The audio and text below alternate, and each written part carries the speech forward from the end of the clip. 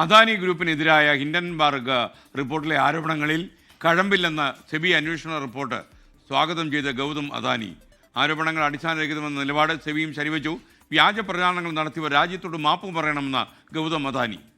ശ്രീനാഥ് ചന്ദ്രൻ മുംബൈയിൽ നിന്ന് ചേരുന്നു വിവരങ്ങളുമായി. അറിയൂ ശ്രീനാഥ്.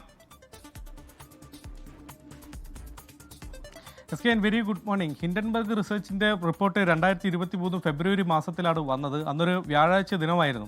പിന്നീട് വെള്ളിയാഴ്ച അദാനിയുടെ ഓഹരികളിൽ വലിയ ഇടിവുണ്ടായത് ശ്രദ്ധിച്ചപ്പോഴാണ് ഇങ്ങനെ ഒരു റിപ്പോർട്ട് കാരണമാണ് അത് സംഭവിച്ചതെന്ന് മനസ്സിലായി. പിന്നീട് വ്യാപാര ദിനം തിങ്കളാഴ്ച തുടങ്ങിയപ്പോൾ പിന്നീട് കണ്ടത് ഈ ഓഹരി വിപണിയിലെ ഒരു രക്തച്ചൊരിച്ചിൽ തന്നെയായിരുന്നു. വലിയ ഇടിവ് അദാനിയുടെ ഓഹരികളിലൊക്കെ ഉണ്ടായി. ഏതായാലും അന്ന് ഹിൻഡൻബർഗ് പുറത്തുവിട്ട റിപ്പോർട്ടിലെ കണ്ടെത്തലുകൾ, വെളിപ്പെടുത്തലുകൾ എല്ലാം തന്നെ ഇപ്പോൾ സെബി, മാർക്കറ്റ് റെഗുലേറ്ററായ സെബി ഇപ്പോൾ തള്ളുകയാണ്. അത്തരം ആരോപണങ്ങളൊന്നും നിലനിൽക്കില്ല.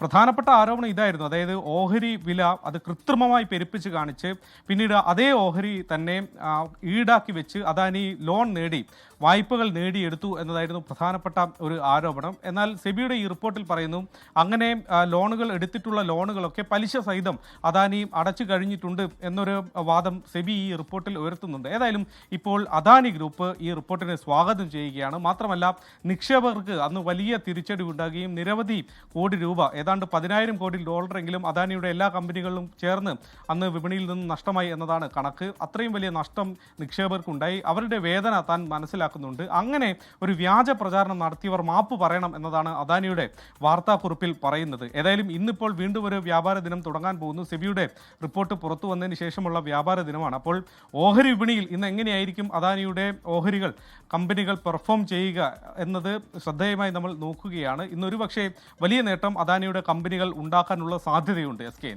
ലോകത്തെവിടെയായാലും ഏത് സമയത്തും 24 വാർത്തകളും ഓഗ്മെന്റഡ് റിയാലിറ്റി പാക്കേജുകളും എക്സ്പ്ലെയിനറുകളും വിശദമായി കാണാൻ ഞങ്ങളുടെ യൂട്യൂബ് ചാനൽ നിങ്ങൾക്ക് സബ്സ്ക്രൈബ് ചെയ്യാം.